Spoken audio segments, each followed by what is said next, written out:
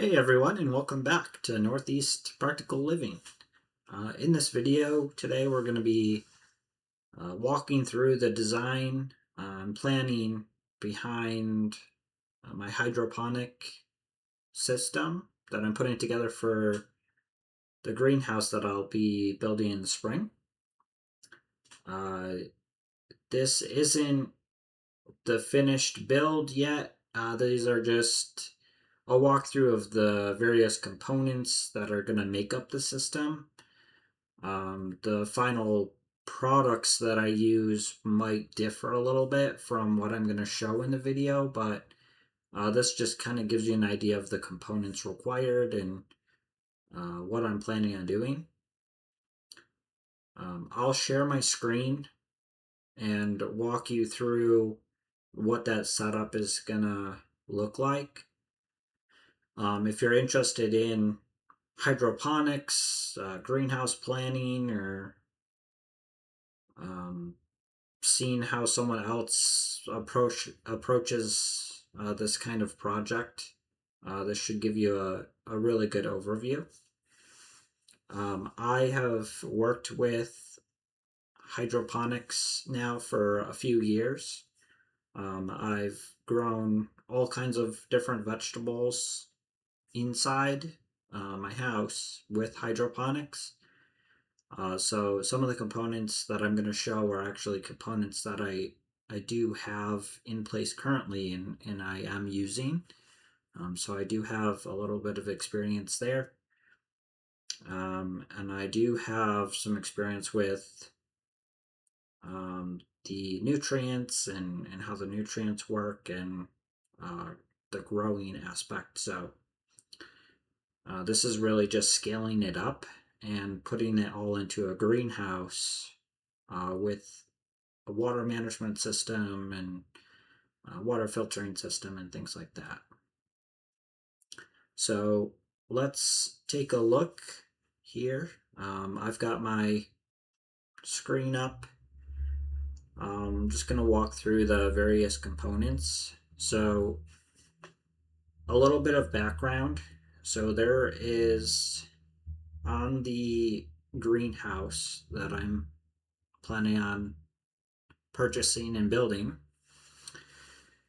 The greenhouse has gutters. The gutters will connect in with what's called a first flush system.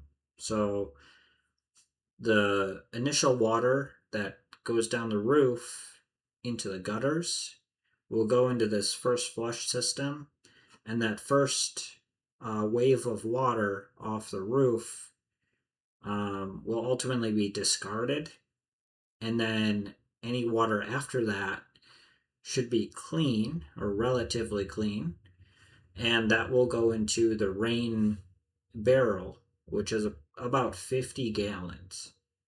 And that's what's going to hold all of the unfiltered water for the greenhouse. That unfiltered water is going to get piped into the greenhouse, and then in the greenhouse, I'm going to have a pump that ultimately boosts up the pressure so that we can filter that water with a reverse osmosis system. So that's the first component here. So this system in particular is a system by Liquagen, and this is actually a system that's made in the US. I know a lot of these systems are actually made in China. So when I saw this, I was pretty surprised to see that these ones are actually made in the US. So this is the RO system that I will most likely be going with. 75 gallons per day is definitely plenty for what is needed. Ultimately, we're probably only going to be looking at about maybe 5 5 gallons a day of usage, and that's ultimately going to depend on how many plants I have, um, and you know, uh, sunlight and all kinds of other conditions. But evaporation is one of those components to take into account as well. Um, so we have the RO system. I'm looking at pumps like this one. So these are self-priming pumps. They have a little sediment filter that attaches on. These are typically used in like RVs, and they most of these pumps have a adjustable pressure range. I'm not sure if this one does. I've been looking at a bunch of different ones similar to this that have adjustable pressure. This one might be a little bit on the low side. So, a lot of these RO systems I'm seeing are looking for at least 40 psi, with like a max of 100 or so psi. So ideally would be a pump that is capable of doing something in between there and being able to adjust it.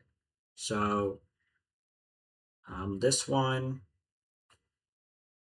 I'm considering, but I will have to do some more research on the pump side to find the right pump.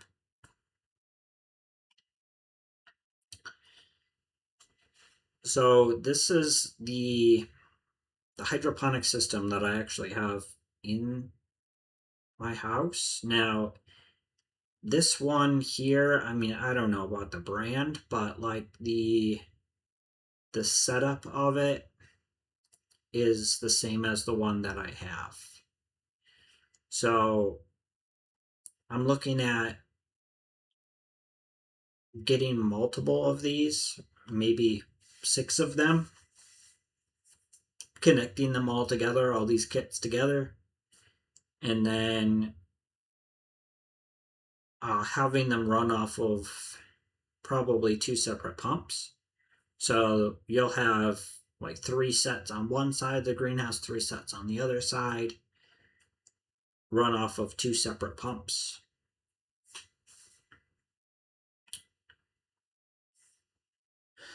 Um, these, let's go back here. So the hydroponic system, at the bottom, you'll see it's got a water outlet at the bottom.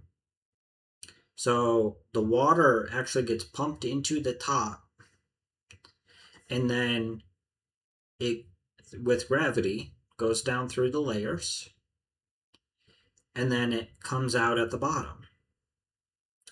Well, ultimately, what we need is we need a storage tank to hold the hydroponic solution, the the mineral solution,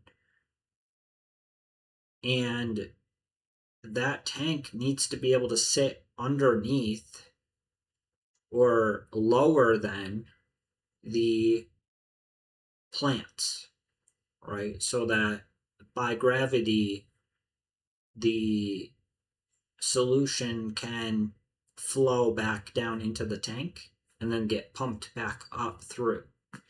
So I'm looking at these tanks here. So these are RV uh, water storage tanks.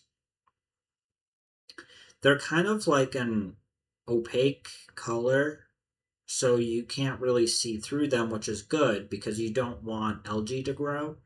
I might even take it a step further and wrap these, just to prevent as much light as possible from getting in to these tanks.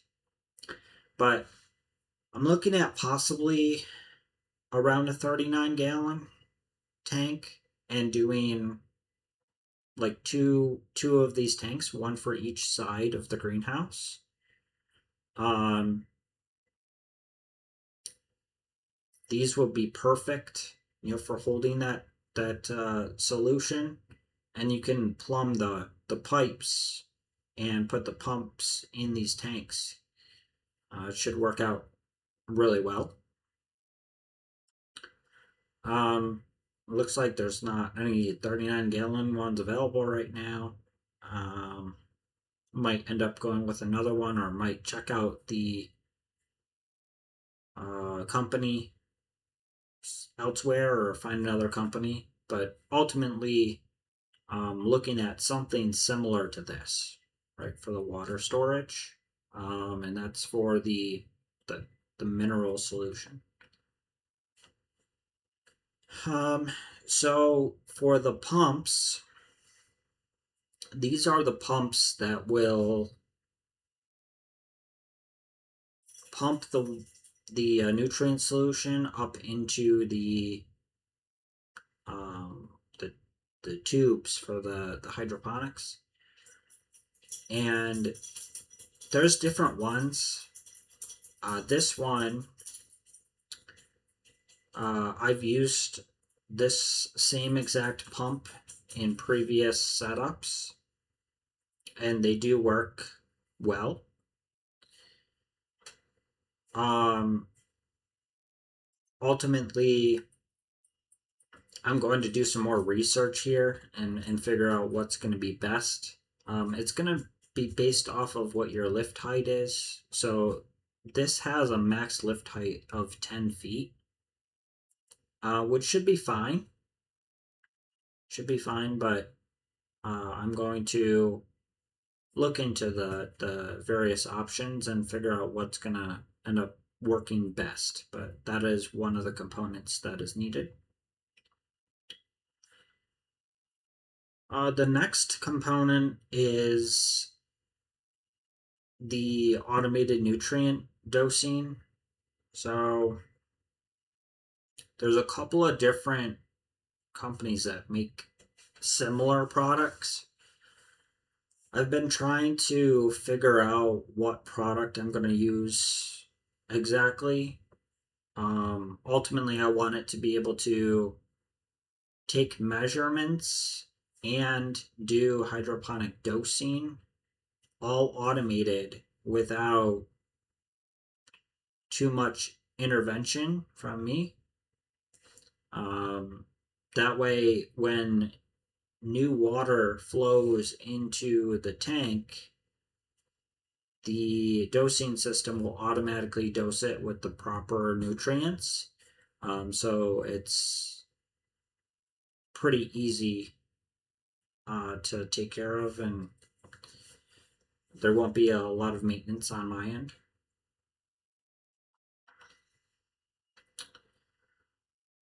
This is another one of those dosing type systems. So this one has dosing pumps. I'm kind of looking into this as well. This one might be more of a manual process, but I'm kind of looking into that, see what I can do with that. Now, all of these components together, they require uh, power. Ultimately, they have to be plugged in.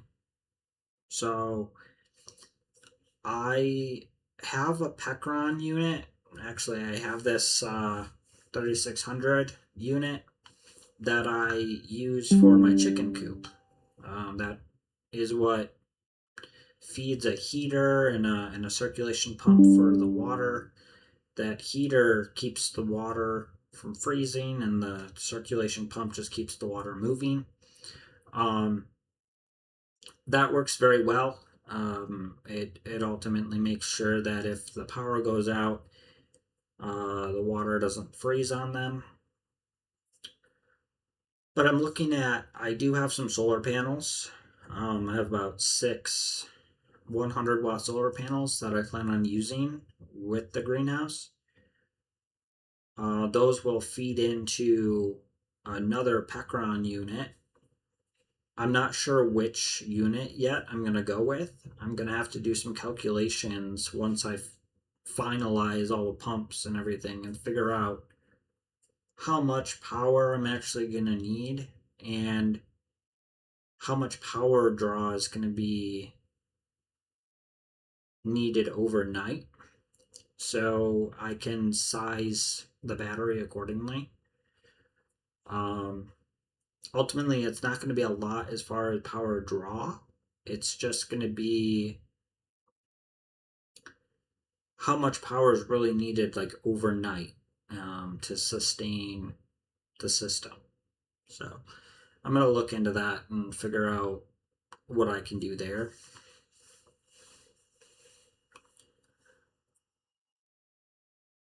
Um,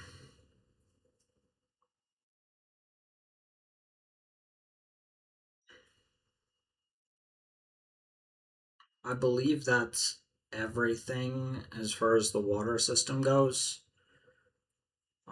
Ultimately, I still have some decisions that need to be made, and in the end, here, I'm going to create a finalized list of all of the components that I end up using, and I'll end up making a video too of how all of this gets set up so that you can see it. Um, I'll let you know what worked and what didn't work. Ultimately, there's going to be more to it than just these separate components. There's going to be, hoses and um, adapters and all kinds of different things uh, that connect everything together. But these are the main components, and then once I figure out the specific product that I'm going to use, I will put all of that together so that if somebody wants to replicate that, you can use those same components. So that's going to wrap it up here for this video. Um, I hope you found this walkthrough helpful or interesting. If you did and you want to see that build, you know, stick around and subscribe for future videos. I'll be sharing more on the planning aspect and the building of that greenhouse as well as that project moves forward. It's going to be a few months. Ultimately, it's winter right now and there's snow on the ground, so it's a little bit of a challenge here to build a greenhouse in the snow. But thank you everybody for watching, and we'll see you in the next video.